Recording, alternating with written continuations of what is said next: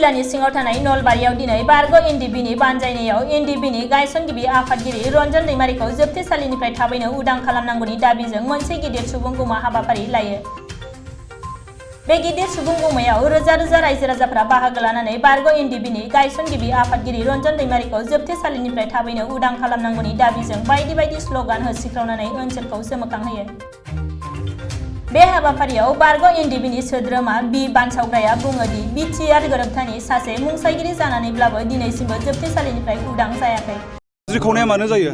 जेंनाया जेब्ला जोंनि गेजेराव थायो अब्ला खुद्रिसारो। दिनै भारतआ मोनसे सुबुंखान्थि नियमजों दैदेनजानाय मोनसे हादोर। सुबुंखान्थिनि नियमजों दिनै भारत हादोरा दैदेनजायो। बेवहाय सुबुंखान्थिनि नियमजों दिनै खुद्रिसारनो माखासे लामाफोर दङ। दिनै जोंनि गेजेराव जेंना दङ। एनडिबिनि गायसनगिरि आफादगिरिजों लोगोसे गोबां दिनै जोंनि दावहारु लोगोफोरा दिनैसिमबो जोबथेसालियाव दङ। दिनै जोंहा गोजोननाय गैया। जोबथेसालियाव थानांनायखाय दिनै जोंबो गावखौ बन्दी बायदि मोनबाय थादों। जोंखौ जेलाव थानांनाय बायदि जोंबो मोनबाय थादों। बेवहाय बिथांमोनखौ जोङो जेलनिफ्राय जेबो सार्थ गैयाजासे उदां खालामनांगौनि दाबिजों दिनै एनडिबिआ एक्स एनडिबिआ दिनै बे सुबुं गौमा होज्रिखावनाय हाबाफारिखौ जों लानाय जादों। बेखौनोथ' दिनै बिथांखौ दिनै सिगनेटरि हिसाबैब्लाबो जेलाव सोनानै दोनबाय थादों। माखासे सिगनेटरिफोरा दिनै बाहेरायाव थानाय उदाङै दङ। माखासे सिगनेटरिफोरा दिनै पलिटिकेलि फाइट खालामनानै बिथांमोना मासि लानानै दङ। दिनै बिहा गैयामोन नामा अधिकार? बिहा दिनै बे मोन्थायखौ मोननो अधिकार गैयामोन नामा? दिनै बेखौ मानो बेबायदि इनायै दोनदों? बेखौसो दिनै जोङो नोजोर बोनानै बिथांखौ उदां खालामनांगौ। आरो देरसिन बाथ्राया बे बर' जाथिखौ लानानै बिथाङा मोजां मोननाय, बर' जाथिखौ लानानै बिथाङा सिमां मोनसे दङ। बे सिमांखौ जाहाथे जों बिथाङा रायजो राजानि गेजेराव बर' हारिनि गेजेराव फैनानै मावफुंफैनो हायो। बे थांखिखौ नोजोर बोनानै बिथांखौ उदां खालामथारनांगौ होननानै दिनैनि बे सुबुं गौमा हाबाफारिखौ जों लानाय जादों। नाय मोनसे बाथ्राखौ दिनै जों बुंगोन, राजखान्थिनि सोरनिबा आखाइ दङ गैया दिनै जों बेखौ बुंनो हास्थायाखै। दिनै रन्जन दैमारि सारा माबायदिहै 2013आव बेलाव ओंखारनानै सिज फायाराव थानानै सोरखारजों सावरायनो हादोंमोन, बे प्रसेसखौ दिनै जों मोनथियो। बेवहाय दिनै जों खावलायगोन, बिथाङा दिनै जेलाव थानायनि आन्दोआव, बिथाङा दिनै जेलाव थाबाय थानायनि आन्दोआव सोरखारा दिनै लेहेमिया खालामदों। दिनै जायफोरा सोरखारखौ दैदेनबाय थादों, सोरखारखौ सालायबाय थादों, बिथांमोना बिबान लानायाव फेलें जादों। जायनि थाखाय जोंनि दैदेनगिरिया जोबथेसालियाव थानांबाय थादों। दिनै जोंनि जि सोमावसारनाय बियो सुबुंखान्थिनि नियमजों जालांबाय थागोन। दिनै जोंनि सोमावसारनायखौ जायफोरा आन्दाज खालामदों नोंथांमोना मिथिगोन। जों सिगां एक्स एनडिबि गोनजा मिडियाखौ लानानै गोबां प्रटेस्ट खालामबोबाय, नाथाय जेबो खेर खेरायासै। बेनिफ्राय थांनाय 15 आगस्टआव जोङो साइलेन्ट प्रटेस्ट लानो नागिरदोंमोन, नाथाय एडमिनिस्ट्रेसननिफ्राय एसपिडिसिनिफ्राय रिक्वेस्ट खालामनायखाय बिथांमोननि रिक्वेस्टखौबो जों लाखिबाय। बेनिफ्राय बिथांमोननो गोसोखां बिलाइ जों गथायबाय। जेब्ला मेम'रेन्डाम गथायखांनायनि उनाव खुनु बे मेम'रेन्डामनि सायाव मोनसे फिथाइ थायनायखौ नुयैखाय दिनै जोङो खुद्रिसारनो आखबार बे सुबुं गौमाखौ लादों। बिनिफ्राय जुदि जायाब्ला सुबुंखान्थिनि नियमाव दिनै राजा लामा होबथेनाय, रेल लामा जिरायथेनाय, इभेन बन्द होनायाबो दिनै खुद्रिसारनायनि मोनसे हाबाफारि। बेफोरखौ जों लालांबाय थागोन जायागौमानि। नाय मोनसे बाथ्राखौ जोङो क्लियारै बुंगोन, दिनैनि जि सुबुं गौमा हाबाफारियाव बाहागो लानाय रायजो राजाफोरखौ दिनै नाय। दिनै बिथांमोना चिराङाव दोननायखौ लुबैयाखै। बिथांमोना दिनै लुबैदों, बर' जाथिया दिनै लुबैदों बिथाङा उदां जानायखौ। बे दिनै बिथांखौ उदांसो खालामनांगौ।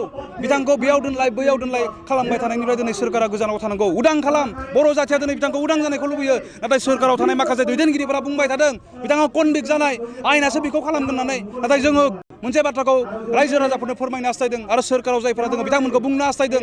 थांनाय 27 जानुवारियाव बिटिआर गोरोबथायाव माबायदि लांदोंमोन सोरखारा दिनै लांनो हादोंमोन बेल होनानै।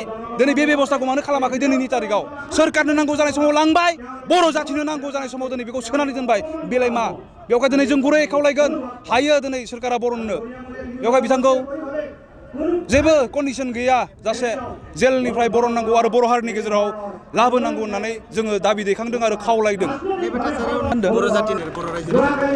दिनै बर' रायजो राजाफोरखौ जोङो लाइजामनि गेजेरजों खावलायदोंमोन। जोंनि लाइजामनि खावलायनायखौ बिथांमोना गोसो गोरबोआव लानानै रन्जन दैमारिनि बावसोमबोनाय मोनसे जारिमिनखौ जिहेतु बर' रायजोआ मिथिखानानै दङ, बेखौ दिनै फोरमान होबाय। हाजार हाजार रोजा रोजा सुबुंफोरा फैनानै दिनै बाहागो लाबाय।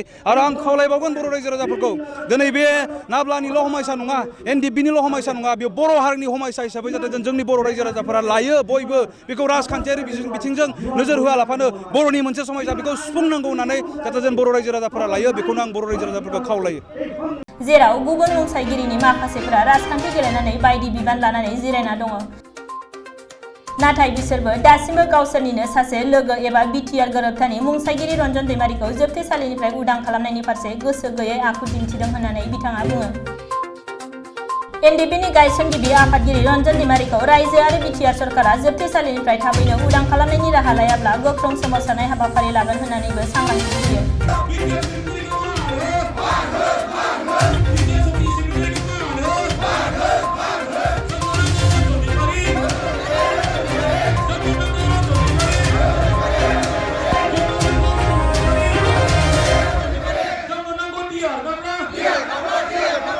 बुंगौमा होज्रिखावनाय हाबाफारियाव जोंनि आयदाया बेनो जे रन्जन दैमारि एनडिएफबिनि फाउन्डार चेयारमेन लोगोसे बिथांजों जोबथेजानानै थानाय एनडिएफबिनि बिर जोहोलावफोरखौ जोबथेसालिनिफ्राय उदां खालामनांगौनि दाबिखौ लाखिनानै जोङो आसाम सरकार आरो भारत सरकारखौ जोङो खावलायदों आरो जोङो दिनै होज्रिखावदों।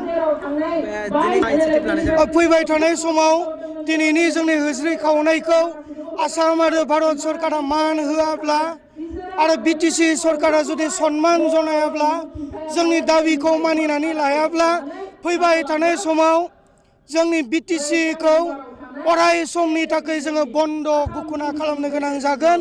जेब्लासिम रन्जन दैमारिजों लोगोसे जोबथेसालियाव थानाय एनडिएफबिखौ उदां खालामा अब्लासिमहालागि सानफ्रोमबोनि थाखाय जोङो बन्द दोननो बाध्य जागोन।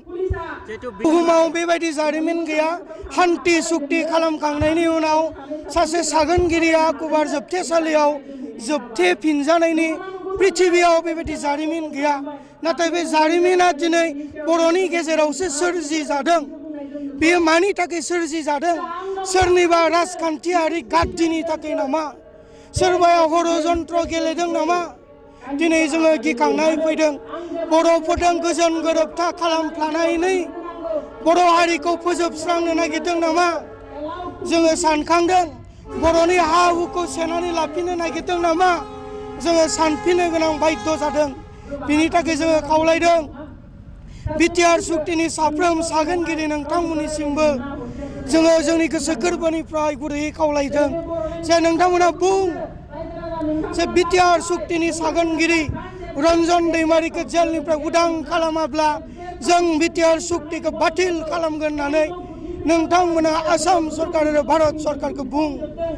आरो आङो बिटिसिखौ दैदेनबाय थानाय एबा बिटिसिनि सरकारखौ आं खावलायगोन जे नोंथांमोना जुदि रन्जन दैमारिखौ उदां जानायखौ हास्थायोब्ला नोंथांमोना बिटिसिनि काउन्सिलाव मोनसे रिजलिउसन पास खालाम जे रन्जन दैमारिया जेलनिफ्राय उदां जानांगौ होननानै आरो बे रिजलिउसनखौ गभर्नरनि गेजेरजों आसाम सरकार आरो भारत सरकारनो नोंथांमोना गथायहर। होमबाना जोङो फोथायगोन जे नोंथांमोना रन्जन दैमारिखौ जेलनिफ्राय उदां खालामनायनि खामानि मावदों होननानै जोङो फोथायगोन। दिनै बेयो लासिं सिं बिथांमोना टेकनिकेल जेबो खामानि मावालासेनो खुगाजों बुंगासिनो दङ जे रन्जन दैमारिया थाबैनो उदां जासिगोन होननानै बुंगासिनो दङ। आरो जोंनि आखायाव मोनसे फोरमान दङ। जुलाइ दाननि 14 तारिखआव क'क्राझारनि सासे एमएलए लरेन्स इस्लारि बिथाङा जोबथेसालियाव थांदों आरो रन्जन दैमारिखौ लोगो हमनानै फंसे बाथ्रा बुंदोंमोन जे बे सप्तानि गेजेरावनो आदाया जोबथेसालिनिफ्राय उदां जासिगोन होननानै बे बाथ्राखौ बिथाङा रन्जन दैमारि सारनो हैदोंमोन। नाथाय लाजिथाव दिनै जोबथेसालियाव थानाय दुखु खस्थ' सैसोबाय थानाय सासे एनडिएफबिनि फाउन्डार चेयारमेन आरो बिटिआर सुक्तिनि सागोनगिरि बेबायदि मानसिखौनो थगायहैनाय एबा सासे एमएलएआ थगायहैनाया जोबोद लासिं सिं आरो सोंखारिथाव होननानै जों सानो। जुदि हुद्द एन्सार गैयाब्ला जुदि सिंनि बाथ्राखौ मोनथियाब्ला दुखु खस्थ' सैसोबाय थानाय जेलाव जोबजानानै थानाय सासे व्यक्तिखौ थगायहैनाया जोबोद दुखुनांथाव बेखौ जों सानो। বড়ো জনগণৰ লগতে বিটিআৰত বসবাস কৰা জনগণৰ কাৰণে বৰ দুৰ্ভাগ্যৰ বিষয়। শান্তি চুক্তি হোৱাৰ পিছতো সুদীৰ্ঘ সময়ছোৱাত এই সংগ্ৰামৰ পিছত এটা শান্তি চুক্তি হৈছে, তাৰপিছত এনেধৰণে গণসমাৱেশ পতাটো বৰ দুৰ্ভাগ্যজনক কথা। আৰু শান্তি চুক্তিৰ স্বাক্ষৰকাৰী আৰু তেওঁলোকৰ কেডাৰসকলক অতি শীঘ্ৰে মুক্তি দিব লাগে চৰকাৰে। আৰু যদি মুক্তি দিয়াত পলম কৰে আৰু এই মুভমেণ্টটো এনেধৰণে আকৌ সংগ্ৰাম চলিব লগা হয়, তেনেহ'লে আমি ভাবিম যে চৰকাৰৰ কোনো ষড়যন্ত্ৰ আছে যে বড়ো জনগণক থান বান কৰি দিয়াৰ কাৰণে আৰু বড়ো জনগণক উত্তেজিত কৰি পুনৰ এক অশান্তিৰ সৃষ্টি কৰাৰ কাৰণে এক ষড়যন্ত্ৰ ৰচনা হৈছে আৰু ইয়াত যাতে শান্তি কেতিয়াও প্ৰতিষ্ঠা নহয় ইয়াৰ ষড়যন্ত্ৰ চলি আছে বুলি আমি ভাবিবলৈ বাধ্য হ'ম, সন্দেহ ঘনীভূত হৈছে। আৰু আমি আপিল কৰিছোঁ, আহ্বান কৰিছোঁ বিনম্ৰভাৱে চৰকাৰক, কেন্দ্ৰীয় ৰাজ্য চৰকাৰ আৰু BTCৰ প্ৰশাসনক যে শান্তি চুক্তিৰ পিছত সুদীৰ্ঘ সংগ্ৰামৰ পিছত শান্তি চুক্তি হৈছে, শান্তি চুক্তিৰ পিছত তেওঁলোকৰ নেতৃবৃন্দ আৰু শান্তি চুক্তিকাৰী ৰঞ্জন দৈমাৰী ডাঙৰীয়াকে প্ৰমুখ্যে কৰি আটাইকে মুক্তি দিব লাগে আৰু ইয়াৰ প্ৰকৃত শান্তি প্ৰতিষ্ঠা হ'ব লাগে আৰু তেওঁলোকৰ যি সংগ্ৰামৰ যিটো ন্যায্যতা, তেওঁলোকে সংগ্ৰামৰ পৰা যি বিচাৰিছিল তাক আৰু যিবোৰ চুক্তিত স্বাক্ষৰিত হৈছে, যিবোৰ চুক্তিত উল্লেখ আছে তাক আখৰে আখৰে ৰূপায়ণ কৰক, যাতে পুনৰ সংগ্ৰামৰ পথলৈ যাব লগা নহয়। আৰু গৰিয়ামূৰীয়া দেখি জনগোষ্ঠীয় পৰিষদে আমি এই সংগ্ৰামখনত আগতেও আছিলোঁ, people joint action committee for Bodoland মুভমেণ্টৰ লগত সুদীৰ্ঘ সময়ছোৱাত এই সংগ্ৰামখনৰ লগত আছোঁ আৰু চুক্তিৰ পিছতো আজিৰ এই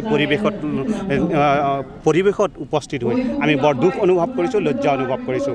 এটা সুদীৰ্ঘ সংগ্ৰামৰ পিছত এনে এটা চুক্তি হোৱাৰ পিছতো বড়ো জনগণৰ লগতে ইয়াৰ থলগিৰি জনগণে আকৌ ৰাজপথত ওলাই আহিব লগাটো বৰ দুৰ্ভাগ্যজনক।